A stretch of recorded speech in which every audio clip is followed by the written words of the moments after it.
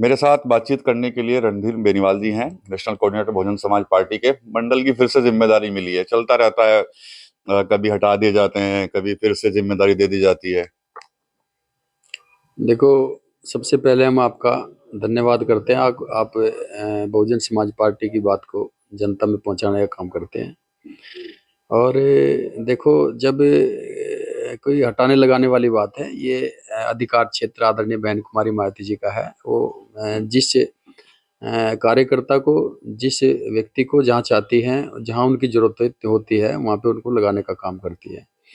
और इसका एक बहुत बड़ा सैद्धांतिक है।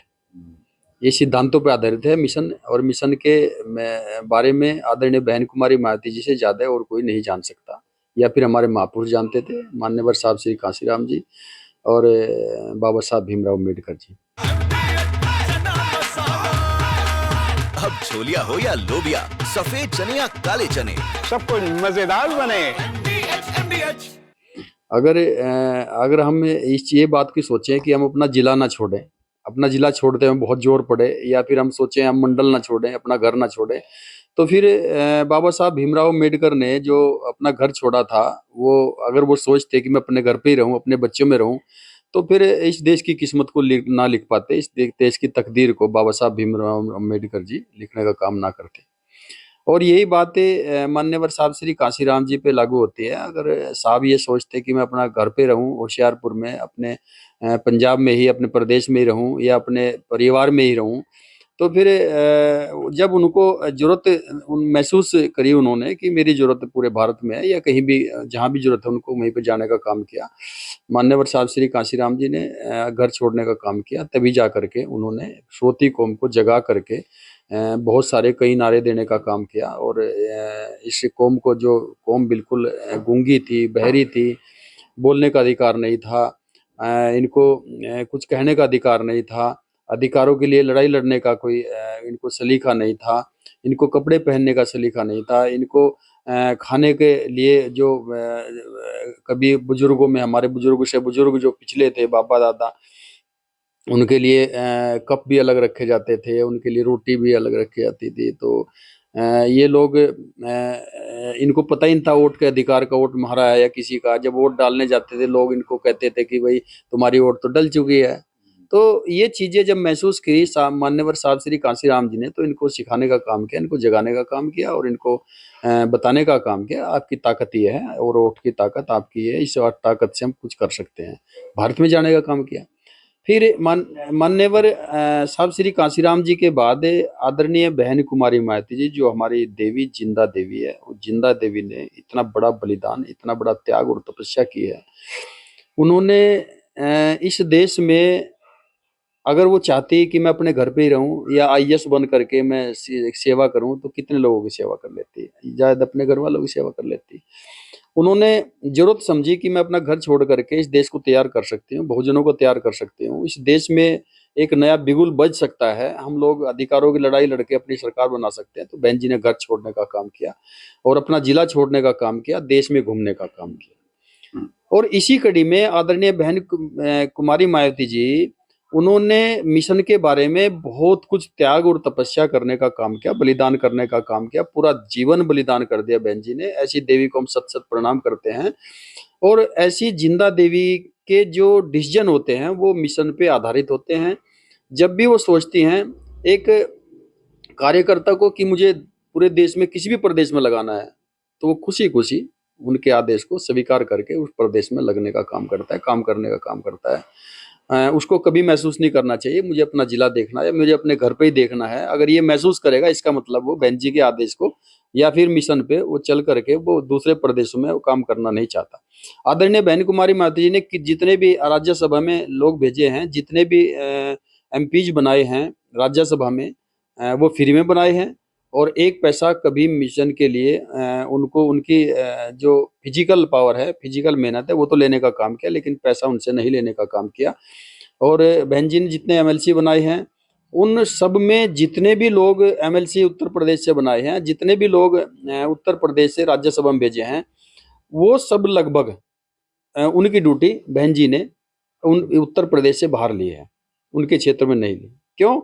क्योंकि उनको जो लाभ मिला है राज्यसभा का, उनको जो लाभ मिला है एमएलसी का, विधानसभा परिषद में भेजने का, उनको जो लाभ दिया बहन जी ने, वो इसलिए नहीं दिया कि वो अपने क्षेत्र में अपने अपने घर को मजबूत करें। उनको वो लाभ इसलिए नहीं मिला कि वो अपने जिले को मजबूत करें। उनको वो लाभ इसलिए मिला है कि वो भारत में किसी भी राज्य में किसी भी कोने पे मिशन को मजबूत करने का काम करें। ये बहन जी का ये रीजन होता है। अच्छा, इस बार हमने देखा जब मान्यवर काशीराम जी की जयंती थी तो कांग्रेस और समाजवादी पार्टी ने भी इस बार मनाया उनको। देखो, जब मान्यवर साहब श्री कांशीराम जी जीवित थे, उनके विरोध में कांग्रेस भी रही। समाजवादी ने तो एक तरफा उनके नाम के जो जिले बने हुए तो हटा दिए, बदल दिए, मेडिकल कॉलेज थे उनके नाम थे वो बदल दिए। यहाँ तक कि प्रमोशन में आरक्षण के बिल की प्रतियां लोकसभा में, जब राज्यसभा में हमारे पास हो गया, लोकसभा में पेश करने का काम किया, तो लोकसभा में वो समाजवादी के एमपी ने फाड़ने का काम किया। इससे बुरी कोई बात नहीं हो सकती। और कांग्रेस उसमें मूक दर्शक बनी रही। कांग्रेस उस टाइम मीरा कुमार, देखो वो तो दलित समाज की थी, लेकिन और लोकसभा में स्पीकर थी, लेकिन मीरा कुमार ने भी कुछ हस्तक्षेप नहीं किया। वो मूक दर्शक बैठी हुई, गूंगी बन के बैठी रही। ये बड़ी विडम्बना की बात है।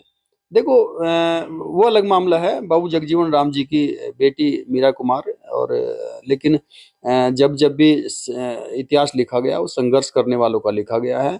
पैसे वाले बहुत रहे हैं, बाबू जगजीवन राम जी पैसे वाले बहुत थे, लेकिन इतिहास किसका लिखा गया? इतिहास लिखा गया बाबा साहब भीमराव अम्बेडकर जी का, जिनके विरोध में हमेशा कांग्रेस ने दलित समाज को कहीं ना कहीं खड़ा करने का काम किया। और लेकिन विरोध नहीं कर पाए। ये जो कौम है, दलित समाज, खास करके पूरे बहुजन के लोग जो हैं, बहुत सारी जातियां समाते हैं बहुजनों में, इनका रास्ता रोकने का बहुत समय समय पे लोगों ने काम किया। कांग्रेस ने भी, समाजवादी पार्टी ने भी, और भारतीय जनता पार्टी ने भी, लेकिन रास्ता नहीं रोक पाए। हमारे महापुरुषों के इतने त्याग और तपस्या ने इतना बल हमारे अंदर दे दिया, हमारे अंदर इतनी शक्ति और इतनी दृढ़ इच्छा पैदा कर दी कि ये लोग कहीं ना कहीं डटे रहते हैं। इस तरह से काशीराम जी का नाम भुनाने की कोशिश जो हो रही है इनकी तरफ से, तो उस पर क्या कुछ कमेंट है आपका? देखो, बहुजन समाज के लोग, बहुजन समाज पार्टी के लोग और दलित समाज के लोग, ये बड़े जागरूक हैं। ये दूसरी पार्टियां ड्रामे कर रही हैं और इन ड्रामों से कुछ होने वाला नहीं है। ये लोग किसी भी तरह के हथकंडे अपना लें, ये लोग बाबा साहब के फोटो लगा लें, मान्यवर साहब श्री कांशी राम जी के फोटो लगा लें, उससे कुछ भी होने वाला नहीं। हमारे कार्यकर्ता दृढ़ निश्चित होकर के बहुजन समाज पार्टी के साथ खड़े हैं, क्योंकि बहुजन समाज पार्टी ने, आदरणीय बहन कुमारी माती जी ने इनको सम्मान से जीना सिखाया, ये भूले नहीं है। जो बहन जी ने कर दिया इस देश के अंदर, समता मूलक समाज की स्थापना करने के लिए जो शासन चलाया है, बराबरी का दर्जा देने के लिए, जिस घाट पे बकरी पानी पीती है उसी घाट पे शेर पानी पीता है, जिस दो बराबरी का दर्जा देने के लिए जो बहन जी ने कर दिया, वो कोई नहीं कर सकता। लखनऊ में आपका कार्यक्रम हुआ था, बहुत बड़ा, बहुत बड़ी रैली थी, लाखों लोग वहां पर पहुंचे। तो उसके बाद नोएडा में हुआ, पंजाब में आप लोगों ने किया, पंजाब में आपकी जिम्मेदारी थी, हरियाणा में कार्यक्रम हुए। अब समाजवादी पार्टी भी 29 मार्च से नोएडा के अंदर समानता रैली जो है वो शुरू करने जा रही है, क्या कहेंगे आप उस पर? नहीं, इसका जवाब तो जनता लेगी। इसका जवाब जनता लेगी। समानता रैली किस तरह की करेंगे? वो समानता क्या होती है, उनको समानता का अर्थ ही नहीं पता है। क्या समानता होती है? अखिलेश ने कभी समानता का अर्थ पता है? समानता ये होती है कि जब पहले तो अपने घर से चलती है, हम बहन जी के आदेश पे एक टांग पे खड़े होते हैं। वो कभी अपने राष्ट्रीय अध्यक्ष की, जब उनके राष्ट्रीय अध्यक्ष हुआ करते थे, उनके सामने नतमस्तक होकर ये टांग पे खड़ा हुआ है। सबको पता है, हमारे कहने से कुछ ज्यादा थोड़ा जाना जाए।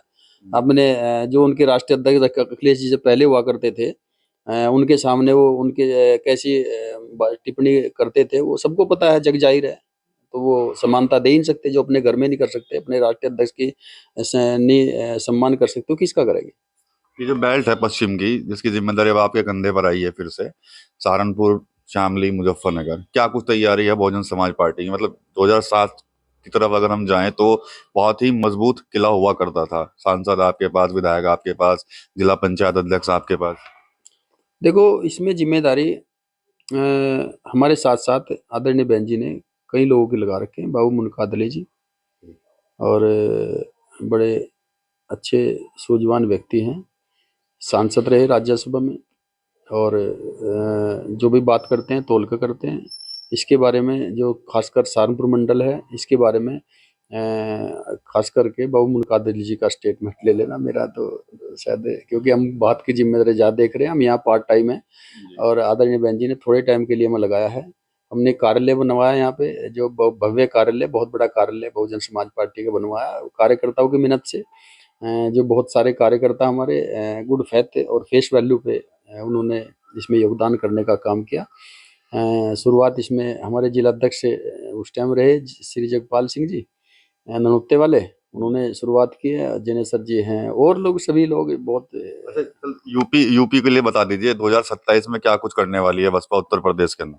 निश्चित तौर पर ऐसा मूल मंत्र बहन जी दे रही है अपने कार्यकर्ताओं को, जो बहुत कॉन्फिडेंशियल बातें हैं। और आप ये समझ लो कि बहन जी ने एक बार ये अगर ये कह दिया कि 2027 में सरकार बना के दूंगी, बस ये समझ लो 100% वो सरकार बनेगी। हम देख रहे हैं कि लगातार मीटिंगों का दौर जारी है। मेरे ख्याल से 31 मार्च को भी लखनऊ में एक बड़ी बैठक होने जा रही है। हाँ, लखनऊ में आदरणीय बहन कुमारी मायावती जी ने जो बैठक बुलाई है, कुछ न कुछ बहन जी को योजना देने का काम करे, कुछ प्लानिंग देने का काम करे कार्यकर्ताओं को, और वो हमें उस चीज़ का नहीं पता होता। चलिए ठीक है, धन्यवाद। तो रणधीर बेनीवाल से हमने बात की है। तमाम जो मुद्दे इस वक्त चर्चाओं में थे उन पर इनका जवाब जो है वो हमने यहाँ पर लिया है। TV9 यूपी के लिए सहारनपुर से विकास कपिल। ये है सीक्रेट रेसिपी MDH का जीरा सिर्फ जलजीरा मसाला।